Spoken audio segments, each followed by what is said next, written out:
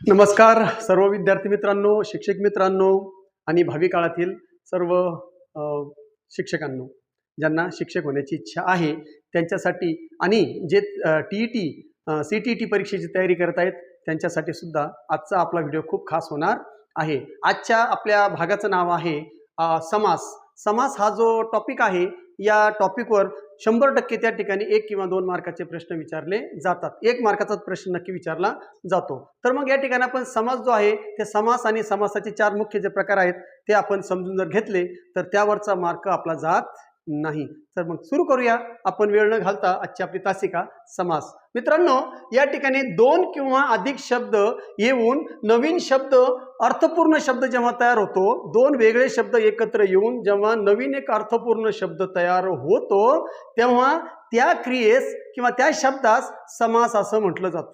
2 वेगळे शब्द एकत्र येऊन एक अर्थपूर्ण शब्द तयार होतो त्या शब्दाला म्हणायचं समास। आणि या प्रक्रियेत शब्दांचं एकत्रीकरण करून नवीन शब्द तयार होण्याच्या क्रियेला या ठिकाणी सामासिक शब्द असं म्हटलं जातं। म्हणजे त्या 2 शब्दातून जो नवीन शब्द तयार होतो त्याला सामासिक शब्द असं म्हणतात आणि या ठिकाणी जी क्रिया आहे, प्रक्रिया आहे, तिला समास असं म्हटलं जातं। तर समास म्हणजे काय हे तुमच्या लक्षात आलं असेल की 2 वेगळे शब्द असतात, त्यांना एकत्र केलं जातं आणि त्यांच्यापासून एक अर्थपूर्ण नवीन शब्द तयार केला जातो, त्यालाच सामासिक शब्द असं म्हटलं जातं। तर उदाहरणार्थ बघूया आपण, राजाचा वाडा 2 शब्द आहे, राजाचा वाडा, सामासिक शब्द तयार झाला राजवाडा। म्हणजे 2 हे वेगळे शब्द आहेत, 2 वेगळे शब्द मी एकत्र केले, त्याला फक्त काय लावलं या ठिकाणी राजाचा वाडा, राजा आणि वाडा, राजाचा वाडा राजवाडा। त्याच्यानंतर बटाटे घालून तयार केलेला, बटाटे घालून तयार केलेला, हे 4 शब्द आहेत, ह्या 4 शब्दाचा एकच शब्द तयार झाला बटाटे वडा।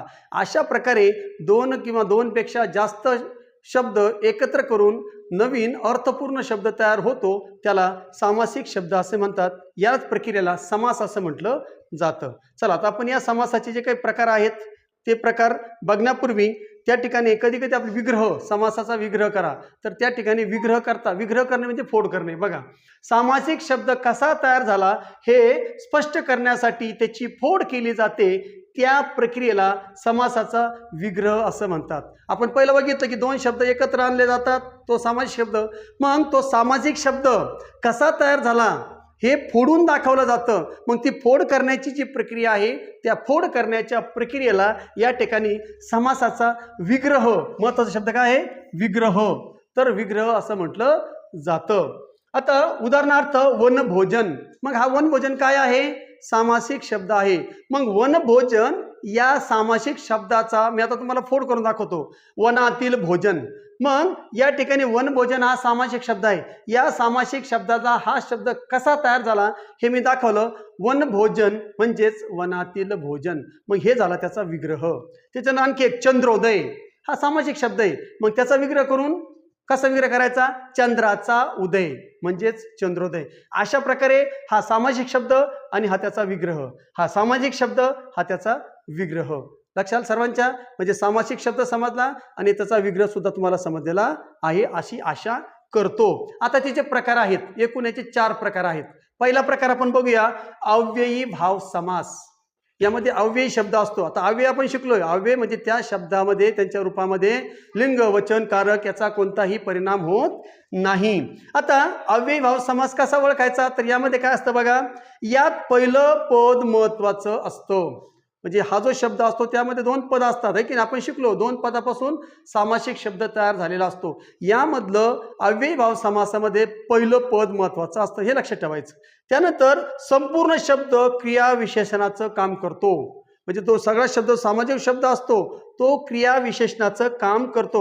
आणि क्रिया विशेषण म्हणजेच काय, क्रियेबद्दल अधिक माहिती सांगणारा शब्द। त्यानंतर तिसरी गोष्ट, शब्दाला उपसर्ग लावून तो येतो। म्हणजे जेव्हा असा शब्द येतो, अव्ययी भाव समासाचा शब्द येतो, तेव्हा त्या ठिकाणी त्या शब्दाला उपसर्ग लागलेला असतो। उपसर्ग म्हणजेच काय, एखाद्या शब्दाच्या पूर्वी जसं व्यवस्थित हा शब्द आहे त्याच्या अगोदर अ शब्द लावला तर मग झाला अव्यवस्थित, म्हणजे अ काय झाला, उपसर्ग झाला। मग अशा प्रकारे आ, यथा किंवा प्रति, अशा प्रकारे त्या ठिकाणी तो अव्ययी भाव समासाचा जो शब्द असतो त्याला त्या ठिकाणी तो शब्द उपसर्ग लागून आलेला असतो. या 3 गोष्टी लक्षात ठेवायच्या आहे. कशासाठी? अव्ययी भाव समास ओळखण्यासाठी. पुढचं आहे त्याचे उदाहरण बघूया आपण. यथाशक्ती. बघा यामध्ये यथा प्रमाणे आहे की नाही. मग या ठिकाणी यथा हा शब्द खूप महत्वाचा आहे. शक्तीप्रमाणे. त्याच्यानंतर आजन्म. बघा यथा हा काय झाला या ठिकाणी? यथा यशा झाला या ठिकाणी, तर तो यथा पाहिजे. यथा. तर या ठिकाणी हा बघितलं तुम्ही यथाशक्ती. मग या ठिकाणी बघा उपसर्ग लागून आलेला आहे आणि पहिलं पद महत्वाचं आहे शक्तीप्रमाणे. त्यानंतर आजन्म. आ त्याला काय लागलंय? आ. आणि या ठिकाणी यथाशक्ती बघा क्रियाविशेषणाचं काम करतोय तो. त्यानंतर आजन्म जन्मापासून. म्हणजे या ठिकाणी जो आ आहे हा उपसर्ग त्याला लागलेला आहे जन्मापासून. प्रतिदिन. मग यामध्ये प्रति कारण महत्वाचं आहे बघा. प्रतिदिन. प्रति हा उपसर्ग आहे. पहिलं पद महत्वाचं आहे. प्रत्येक दिवस. गैरमार्ग. मार्ग कसा आहे? गैर म्हणजे चुकीचा. मग गैर हे उपसर्ग त्याला लागून आलेलं आहे. अशा प्रकारे अव्ययी भाव समासामध्ये पहिलं पद महत्वाचं असतं. संपूर्ण शब्द क्रियाविशेषणाचं काम करतो.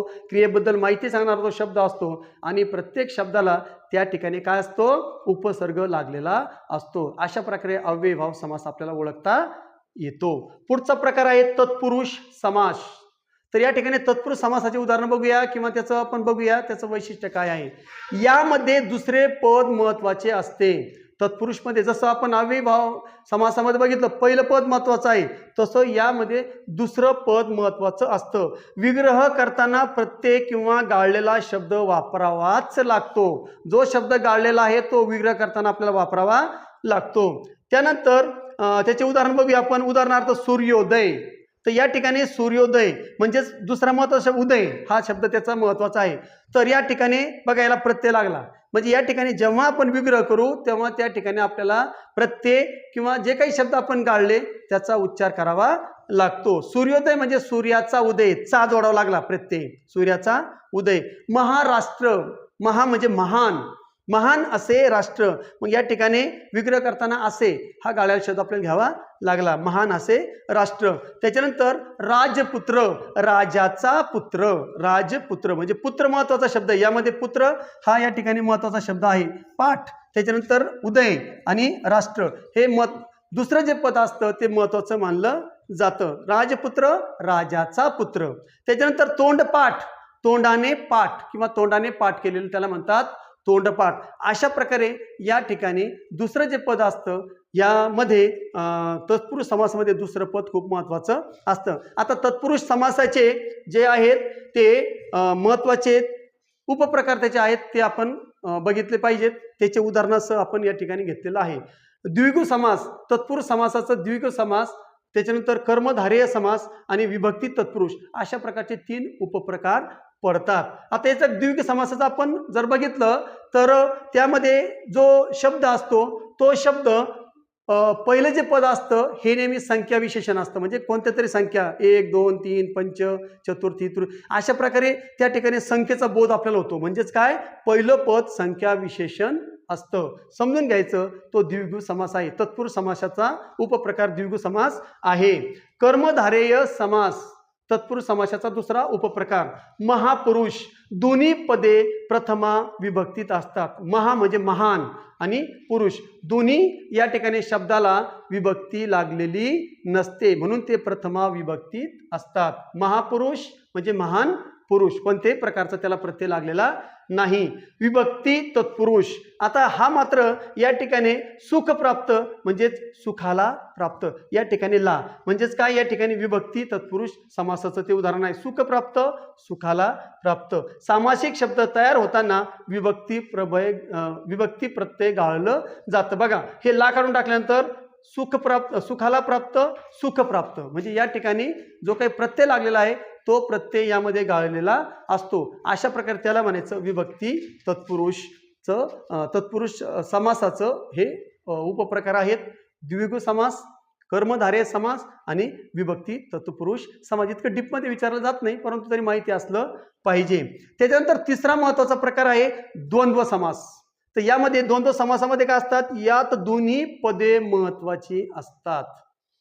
विग्रह करताना आणि व किंवा अथवा यांचा उपयोग केला जातो. द्वंद्व समास ओळखायला सोपा एकदम, कारण त्या ठिकाणी दोन्ही पदे महत्त्वाचे असतात, तुल्यबळ असतात आणि दोन्ही पदे त्या ठिकाणी जुळून आले असतात. एकतर आणि व किंवा अथवा या शब्दांनी त्यांना जोडलेलं असतं. यांचा वापर त्या ठिकाणी या शब्दांचा वापर होतो. अशा प्रकारे आपल्याला ओळखता आले पाहिजे. त्याचे उदाहरण बघूया आपण.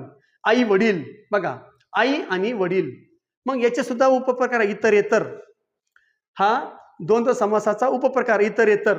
आई वडील, आई आणि वडील, आई पण तितकी महत्वाची आहे, वडील तितकाच महत्वाचे, दोन्ही पण आई आणि वडील दोन्ही पण सारखे आहेत. मग जेव्हा दोन्ही सारखे असतात, तुल्यबळ असतात, तेव्हा त्या ठिकाणी तो द्वंद्व समास होतो. त्या द्वंद्व मधला तो इतरेतर समास आहे. जेव्हा आपण आणि न जेव्हा दोन्ही पद जोडू, समजून घ्यायचं तो इतरेतर द्वंद्व समास इतरेतर द्वंद्व समास आहे. त्यानंतर पाप पुण्य. आता मात्र पाप पुण्य एकमेकाच्या विरोधात आहे. पाप आणि पुण्य दोन्ही पद महत्वाचे आहेत, पण दोन्ही एकमेकाच्या विरोधात आहेत. एक पाप आणि दुसरं पुण्य, म्हणजे विरुद्धार्थी शब्द आहेत. या ठिकाणी आई वडील मात्र विरुद्धार्थी मानले जात नाहीत, कारण आई वडील हे दोन्ही महत्वाचे आहेत. तर या ठिकाणी पाप किंवा पुण्य, दोन्हीतून एक, पाप किंवा पुण्य, म्हणजे किंवा शब्दाचा वापर केला असतो. जर असा असेल तर तो द्वंद्व समास आहेच. हे सर्व द्वंद्व समास आहेत, पण द्वंद्वमध्ये पुन्हा वैकल्पिक एक निवडावं लागतं. जर निवडावं लागत असेल पाप किंवा पुण्य, है की नाही, वर खाली, वर किंवा खाली, तर अशा प्रकारे या ठिकाणी किंवा जर असेल तर तो वैकल्पिक द्वंद्व समास मानला जातो. भाजीपाला. मग आता भाजीपाला म्हटलं की त्यामध्ये भाजीपाला जेव्हा आपण म्हणतो, बाकी फळभाजी पालेभाजी, त्यामध्ये इतर जे काही भाजीपाला असतो सगळं येतं, म्हणून भाजीपाला व इतर याला म्हणायचं समाहार. हा द्वंद्व समासाचा समाहार जो काही प्रकार आहे तो या ठिकाणी मानला जातो. जसं चहा पाणी, तर चहा पाणी हा सुद्धा समाहारामध्ये मोडला जातो. तो द्वंद्व समास आहे, पण तो याच्यामध्ये मोडला जातो समाहारामध्ये. अशा प्रकारे द्वंद्व समासाची आपण उदाहरणं बघितली. त्यानंतर चौथा जो प्रकार आहे शेवटचा, बहुव्रीही समास. हा जो आहे तो कशा प्रकारे आहे, दोन्ही पदे कमी महत्वाचे असतात. द्वंद्व समासामध्ये दोन्ही पदे महत्वाचे असतात, परंतु बहुव्रीही समासामध्ये दोन्हीही पद काही जास्त महत्वाची नसतात. त्याच्यानंतर यात दोन्ही पदे महत्वाची नसून तिसऱ्याच गोष्टीचा बोध होतो. म्हणजे जी पदं आपल्या समोर दाखवलेली आहेत ती दोन्ही महत्वाची नाहीत, कारण त्यांच्यापासून तिसऱ्याच पदाचा त्या ठिकाणी उल्लेख होतो किंवा त्याचा अर्थ निघतो. म्हणून या ठिकाणी अशा प्रकारे बहुव्रीही हा जो समास आहे, हा समास ओळखायला सगळ्यात सोपा आहे मला असं वाटतं. उदाहरणार्थ नीलकंठ. बघा, निळाकंठ आहे ज्याचा, निळाकंठ आहे ज्याचा, असा कोण, तर तो शंकर, है की नाही. शंकर तो आपण त्याला निळाकंठ मानला जातो.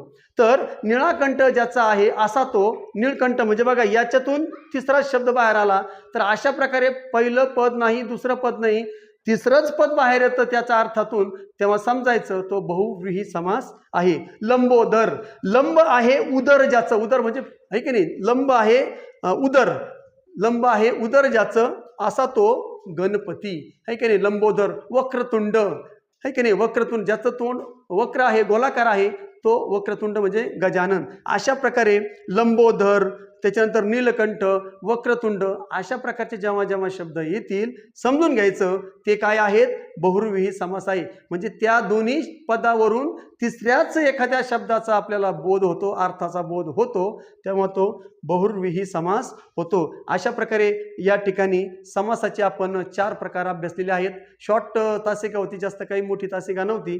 आशा करतो की तुम्हाला आजची तासिका समास व्यवस्थित समजले असतील आणि समासावर कोणतेही प्रश्न आले तर तुम्ही त्याचं उत्तर देऊ शकता आणि यावरचा जो काही 1 किंवा 2 गुण आहेत ते तुम्ही प्राप्त कराल अशी आशा करतो. पुन्हा आपण भेटणार आहोत. जर तासिका आवडली असेल तर चॅनलला सबस्क्राईब करा आणि आपल्या व्हिडिओला सुद्धा लाईक करा आणि इतरांना सुद्धा पाठवा. पुन्हा आपण भेटूया. जय हिंद, जय महाराष्ट्र.